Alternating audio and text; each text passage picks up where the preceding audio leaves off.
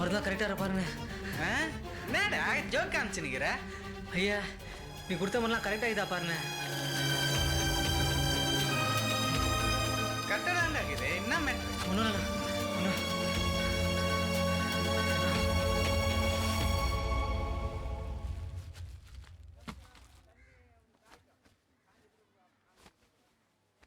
மா மோ நாளைக்கு மாஸ்டர் நிச்சயதார்த்தம். உன்னையும் கூண்டு வர சொன்னார். திமிரு பார்த்தேன்.